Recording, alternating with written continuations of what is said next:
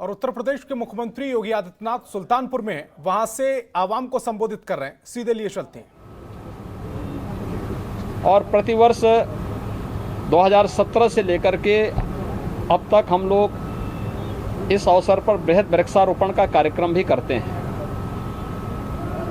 पहले साल 5,71,00,000 वृक्ष हम लोगों ने प्रदेश के अंदर लगाए थे। दूसरे वर्ष 11,77,00,000, तीसरे वर्ष लगभग 23 करोड़। विगत वर्ष कोरोना के बावजूद हम लोगों ने 25,87,00,000 वृक्षारोपण वन विभाग के नेतृत्व में उत्तर प्रदेश शासन ने प्रदेश के अंदर जगह जगह लगवाए थे। और इस वर्ष 30 करोड़ से अधिक वृक्षारोपण का एक अभियान हम लोगों ने इस वन महोत्सव कार्यक्रम के अवसर पर रखा है। मुझे प्रसन्नता है कि आज प्रातःकाल से ही अब तक कोरोना महामारी के बावजूद लोगों में जो उत्साह है,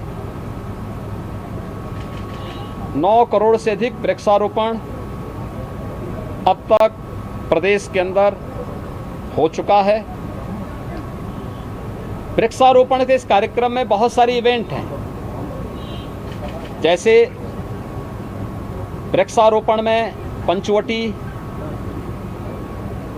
नक्षत्र वाटिका, नवग्रह वाटिका, ये इसको तो एक इवेंट बनाया ही जा रहा है।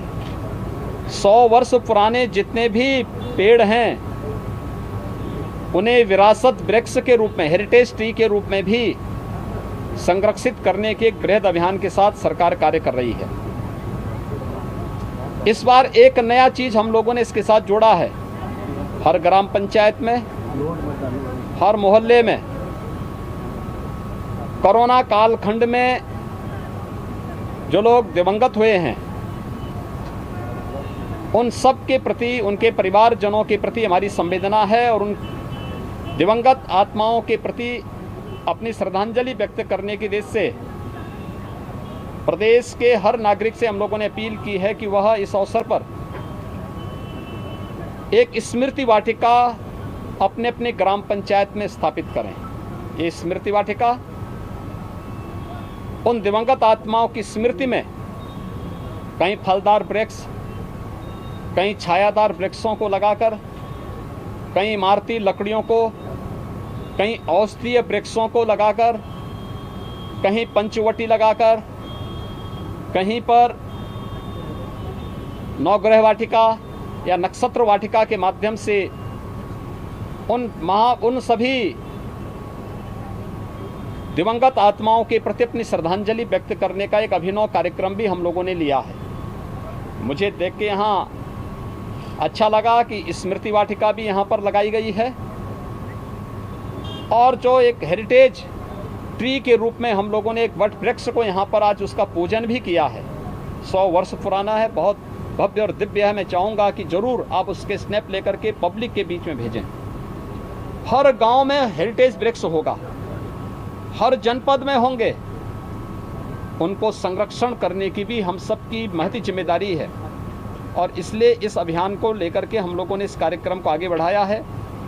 इस बार हाईवे, एक्सप्रेसवे और सभी मार्गों के दोनों ओर खाली जगहों पर, सुरक्षित स्थानों पर वृक्षारोपण के इस कार्यक्रम को आगे बढ़ाने का हम लोगों ने संकल्प लिया। साथ साथ नदियों के दोनों तटों पर जब बाढ़ से बाहर का क्षेत्र होता है उस पर भी व्यापक पैमाने पर वृक्षारोपण का एक कार्यक्रम आगे बढ़ रहा है।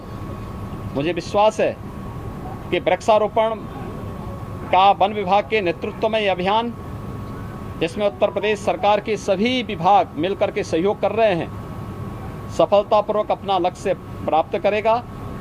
आज हम लोगों ने प्रदेश के अंदर विगत 5 वर्ष से चलाए जा रहे वृक्षारोपण महाअभियान के क्रम में 100 करोड़वां वृक्ष भी लगाया है। यानी ये अपने आप में एक प्रदेश के लिए एक उपलब्धि है और सबसे बड़ी बात यह है कि जितने वृक्ष हम लोग लगा रहे हैं इनका जियो टैगिंग करने की व्यवस्था भी की जा रही है, जिससे वृक्ष के बारे में जानकारी लेना, उसके संरक्षण के लिए उचित उपाय करना और ये अभियान निरंतर आगे बढ़ कर के हम लोग आम जनमानस को भी इनके साथ जोड़ सकें, इस दिशा से कार्यक्रम आगे बढ़ रहा है। मैं आज के इस अवसर पर वृक्षारोपण महाअभियान और वन महोत्सव के अवसर पर पूरे प्रदेशवासियों को हृदय से बधाई देता हूं, अपनी शुभकामनाएं देता हूं और विश्वास करता हूं कि अपने अपने लोकप्रिय जनप्रतिनिधियों के नेतृत्व में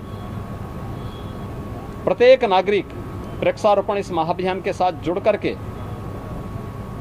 वृक्षारोपण के इस महान और पुण्य कार्य के साथ जुड़ करके पर्यावरण और प्रकृति के प्रति अपनी प्रतिबद्धताओं को आगे बढ़ाएगा। धन्यवाद।